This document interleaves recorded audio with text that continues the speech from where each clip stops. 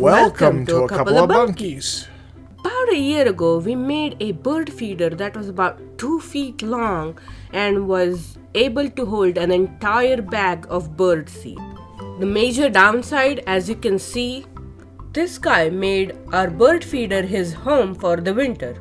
So our supervisor demanded that we needed to make another one so that he can look at the birds. We ended up using scrap wood from our CNC in order to make this project. We first scored a line where it looked like it had a pretty natural piece for a roof and a side, and this is what we used for our bird feeder. I then cut this piece out in order to use as a template for the other side of the bird feeder. I traced the template, then I went ahead and cut out the other side as well. We decided to use a piece of plexiglass for the front so we can look at the seed level. So we used this piece to figure out where we needed the groove to hold the plexiglass. Tim used a stop block to the exact length of the plexiglass so we don't end up making the groove too long. Tim did a quick dry fit to figure out if he needed to make any adjustments, and he did, and cut the groove again. After a satisfactory dry fit, he made a mirror groove on the other side. I did another quick dry fit and measured the width so I can cut the back, bottom, and roof.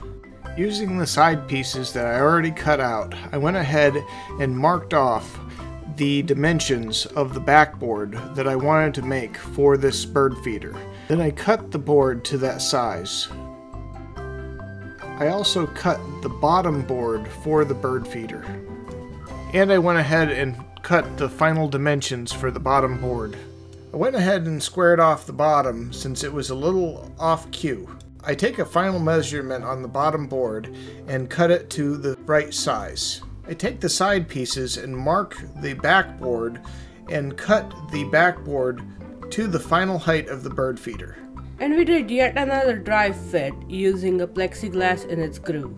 We took this opportunity to measure a front lip that we wanted to put on the bird feeder so the seed doesn't completely fall off. Then we made some adjustments to the bottom board and we cut the lip to its final dimensions. We did another dry fit in order to find the final dimensions for the roof. We cut the roof out of some extra plywood that we had on hand. At this stage, we made sure that the roof had a lot of overhang on all sides. And now is a perfect time to go ahead and start putting this thing together. I line up the back section of the board, pre-drill each hole before using a hammer and nails. I repeated this process on the other side.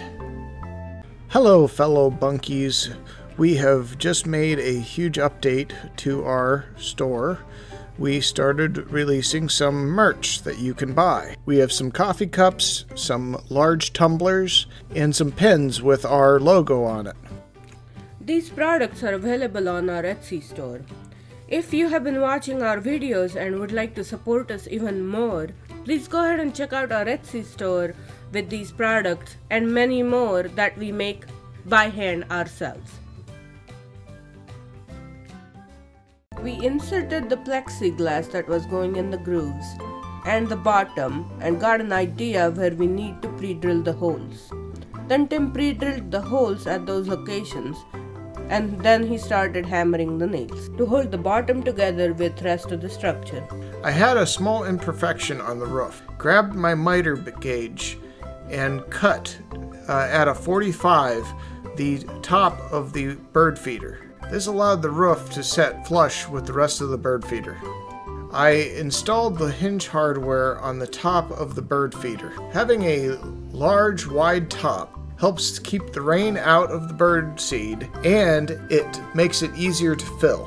For no reason, we decided to pretty up this bird feeder. We chose cherry veneer for roof shingles and installed them from bottom to top so that the topmost board will be overlapping the next board, and so on. We decided to use a cedar wall paneling left over from our pet room project as siding for the bird feeder. Video link for that project is up in the right hand corner or in the description below. I mark and then cut with a circular saw and a bandsaw the wall paneling for this bird feeder. We installed the siding with a brad nailer and repeated this process for all the siding. And here it is, the bird feeder installed on a pole right outside our window so we can enjoy the view of the birds every morning. We have even had some real birds show up to our bird feeder. And of course, every night we do have that same visitor that destroyed our last bird feeder. We caught him red-handed, but we also caught this other visitor just asking for more seed. I love this design and we installed it low to the ground for a reason. It is much easier to flip open the top and fill up the bird feeder with plenty of bird seed. Thank you for watching. Please like and subscribe. And ring the bell icon for notification on future videos.